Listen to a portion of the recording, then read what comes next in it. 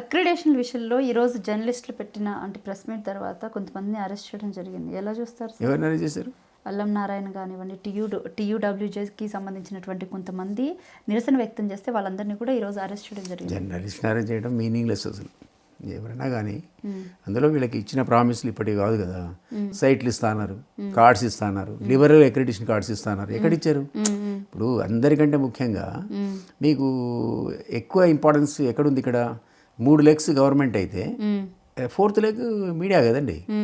మరి దానికి ఇంపార్టెన్స్ ఎంత ఉంది ఈరోజు? సోషల్ మీడియా కావచ్చు. ఆ సోషల్ మీడియా డబ్బులు తిట్టాడు రేవంత్ రెడ్డి. సోషల్ మీడియా డబ్బులు తిట్టాడు. కరెక్టా? ఆ సోషల్ మీడియాతోనే పవర్లోకి వచ్చావు. ఈరోజు ఆ సోషల్ మీడియా తిడుతున్నావు అంటే జర్నలిస్ట్ అంటే చులకన భావం, తప్పు. ఇది రేవంత్ రెడ్డికి చాలా ఎక్కువైంది. అది అంతకుముందు ప్రెస్ మీట్లలో కూడా చూసాము. రైట్, నువ్వు గెట్అవుట్ అనటం, నేను రాయద్దు అసలు పో, నేను చెప్పినా నువ్వు రాయనటం. ఆ అహంకారం పనికిరాదు సీఎం అనేవాడికి. సో అది అట్లీస్ట్ ఏది ఉన్న విషయాలు రిపోర్ట్ చేసే జర్నలిస్ట్ మీద విడిచిపెడితే ఎట్లా?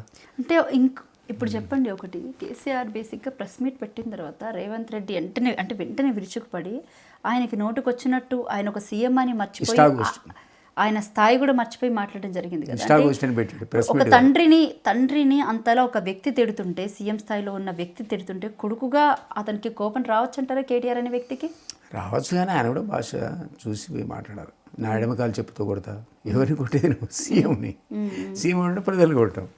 ఆయన ఒక బాధ్యతాయుతంగా ప్రవర్తించాలి, భాషని కంట్రోల్ చేసుకోవాలి. నేను ఇంతకుముందు చెప్పినట్టు యూఆర్ అండర్ అబ్జర్వేషన్ బై.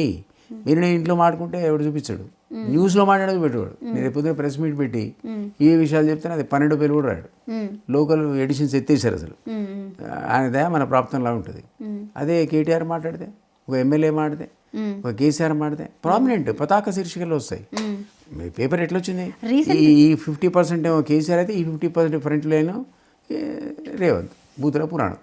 ఇది కరెక్ట్గా. ఓకే, అయితే రీసెంట్గా మైనంపల్లి ఈరోజు పెట్టినటువంటి ప్రెస్ మీట్లో 1,00,000 మంది రేపు టీ న్యూస్ మీదకి వెళ్ళి దాడి చేద్దాం అని చెప్పేసి ప్రెస్ మీట్ గాంధీ భవన్లో ప్రెస్ మీట్ పెట్టి కూడా ఆయన మాట్లాడడం జరిగింది. పక్క నుంచేమో జర్నలిస్టుల అరెస్టులు, అక్రిడేషన్ కార్డ్స్ గురించి వాళ్ళు నిరసన వ్యక్తం చేస్తే, ఇంకో పక్క నుంచి చూస్తేమో డైరెక్ట్గా అసలు మీడియా హౌస్ మీద దాడి చేద్దామని చెప్పేసి బహిరంగంగా చెప్పడాన్ని అసలు ఏ రకంగా చూస్తారు సార్? కరెక్ట్గా ఆయన అదో టైప్. ఆయన మైనంపల్లి వాడు అదో టైప్, మనకు తెలుసు కదా.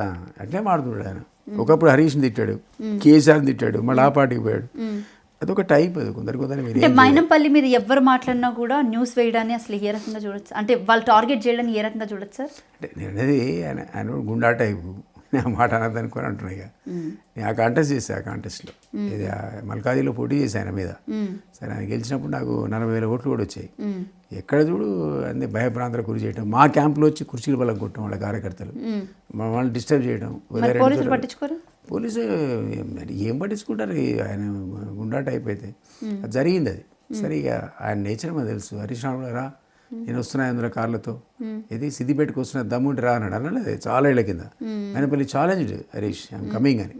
అట్లా ఇదొక, బట్ ఇట్స్ నాట్ కరెక్ట్. ఇప్పుడు ఏదైనా ఫిజికల్గా ఎవరు దాడి చేసినా అది మీ చట్టం మీ చేతిలో మీరు తీసుకోకూడదండి. మీరు కావాలంటే ప్రొటెస్ట్ చేయండి, మీరు ధర్నా చేయండి.